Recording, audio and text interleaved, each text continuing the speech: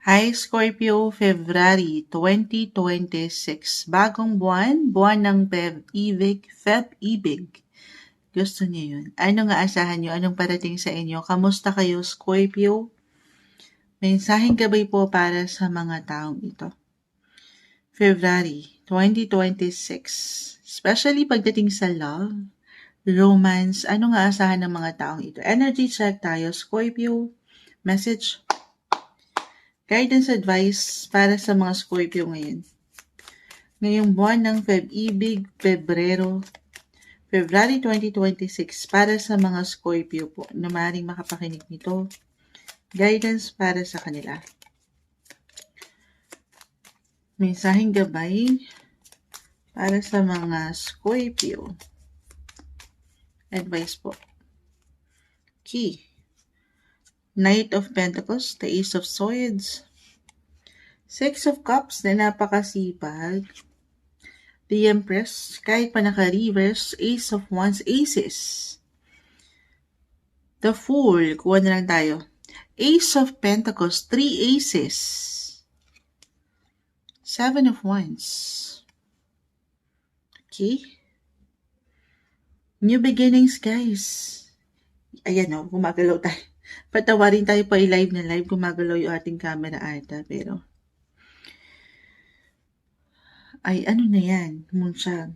Yes, maaaring merong magtapos, guys. New beginnings kasi to eh. Something will end to make room for something new. Yes, something will end. Guys, hindi kailangan katakutan yon. I see the Fool, nandito rin. Halimbawa, pagdating po sa inyong mga Knight of Pentacles, trabaho, posesyon, unahin na muna natin ito.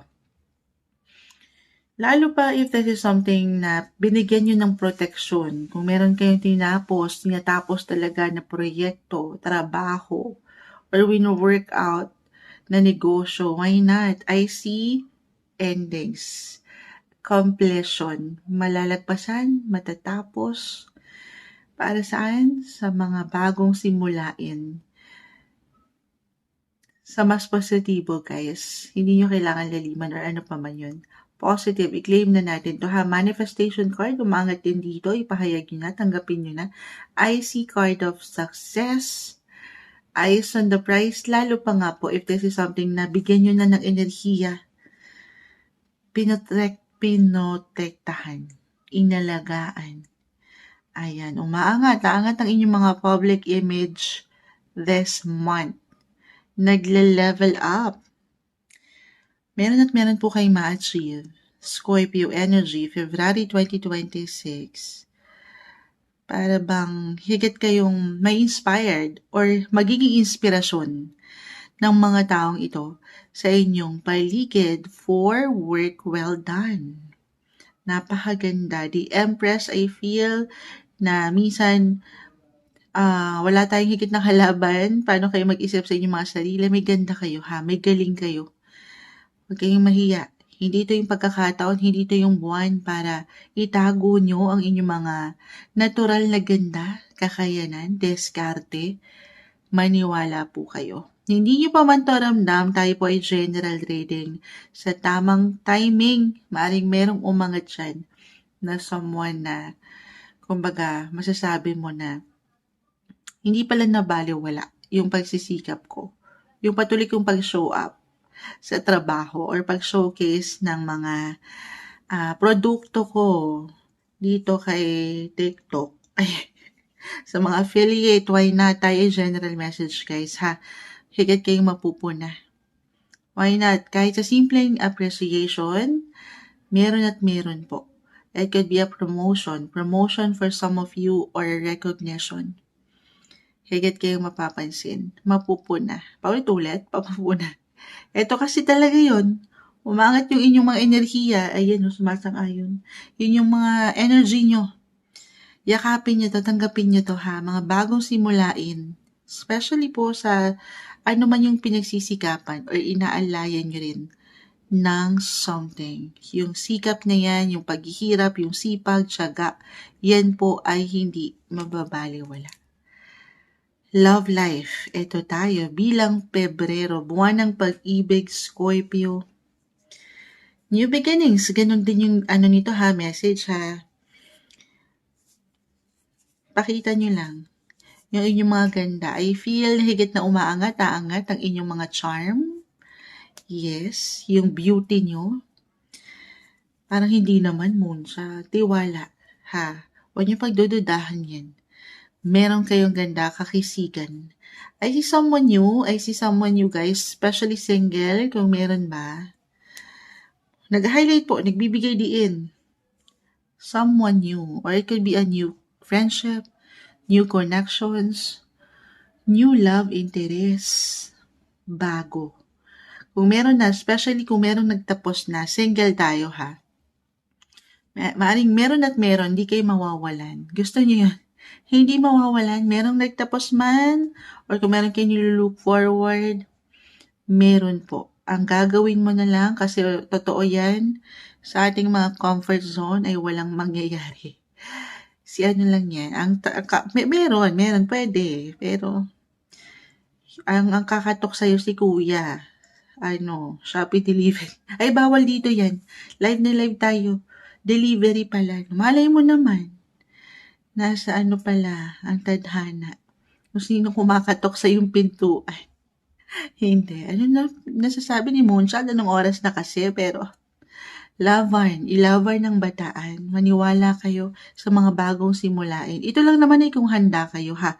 Kaya marahil reverse si the Empress kasi for some, general reading tayo ay di pa ready to connect, to communicate. Andito pa rin sa place na kung saan kailangan mo nang maging handa.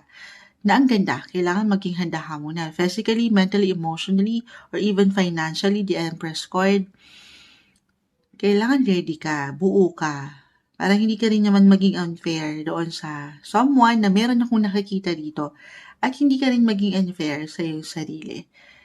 Pinaghahanda ka na dito guys. Scorpio, ng iyong mga baraha sa mga bagong simula ay naparating sa inyong buhay pag-ibig. Andito na ang inyong mga knights in shining armor na umaangat na. Single in a relationship, attached or married pa naman, paman. Oo. Meron po, umangat po ulit si Six of Cups. Anyone connected ito sa past. Napakalawak niyan. Again, can be yes, an ex-lover, ex-friendship, ex-connections, may connection na mabubuo ulit. Reconnection. Maaring may magbalik, may manumbalik. Why not? Kung saan kayo or sino kayo growing up, yung attachment na buo nyo dyan, this February, maaring meron. Merong pag-uusap, pagkikita, kahit over the net, since yun na yung pinaka parang normal talaga natin ngayon. Okay? Yes. Para sa ilan, the Empress card, hindi po isang medical advisor si Moonchild, pero sa ilan, kaya marahil kasi baka merong ilang blockages, magandang pagkakataon ito, no?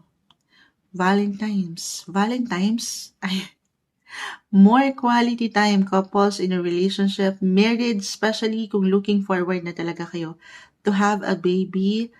Why not? Ito yun, malamig pa naman ngayon. Ay, maaaring higit niyong maramdaman yung pagiging extra. Ito reversal tayo ha. Extra affectionate or yung attachment ng inyong mga partners. Yes, at yan, maaaring merong young, umaangat dito. Meron kayong mabuo ngayon. Bata-bata, paano kayo ginawa? Ganon yung energy. Pero ito lang naman ay para sa ilan ha. Married. At looking forward na rin dito. Ito na yung part sa mga gusto niyo talagang bigyan ng proteksyon, bigyang diin, kahilingan. Walang imposible. Ito yung pwedeng parating pa lang kasi may ilang blockages pa po ha. Naka-reverse the Empress eh. Parang papunta pa lang doon. Kung looking forward at gusto nyo naman na, why not? Magandang pagkakataon. Love month na maging more time, more quality time together sa inyong paraan. Paano nyo mapapadama ang pagmamahalan? Gusto nyo yun? Pero, kung hindi pa ready, or Maaari kasing ito yung ngayon. Again, February 2026, yung hiningi natin, baka ngayon pa lang. Kung hindi to mag-connect sa inyo mismo, ay sa ilang aking na-mention, especially at work or family, anything or anyone connected sa past, maaari merong baby blessing na impormasyon, balita ang marinig mo or masagap mo sa iyong kapitbahay. Gusto mo yan sa iyong kapitbahay. Meron akong blessing na nakikita dito. Or baka yun lang yun ha. Moonshot na ano na yan, matured na ako, wala na. Ano man ang edad nyo guys, marahil angat lang din. Nag-highlight kasi new beginnings, yung pagiging young din, childlike, the full, yung energy. Para bang nasisimula kayo sa una, bumabata ang enerhiya, deserve na deserve nyo pa rin ang maging masaya. Huwag kayong ma-stock up just because feeling nyo may ilang blockages or hindi na ako bumabata, parang hindi na ako okay sa mga ganyan. Hindi katapusan ng bataan. Ayun na naman ng bataan ni Moonshot. Kung andyan yung willingness, ayan, positive lang tayo ha. Go with the flow, happy-go-lucky yung energy, deserve nyo ang maging masaya. Suportado kayo dito ng universe. Okay? Ganon ang ano. Or kung para sa ilan, couples in a relationship, married na, aces guys ang umaangat. Why not? Maybe this is a sign to try something new, something different naman. Scorpio, February 2026, lalo kung pakiramdam nyo ay hindi na kayo bumabata. Parang paulit-ulit na lang, it's a cycle moonshot. Ano, nakakainip, walang bago. So, bumuo kayo ng mga bago. Okay? Bigyan nyo ng pagproteksyon, paglaban ng inyong mga relasyon.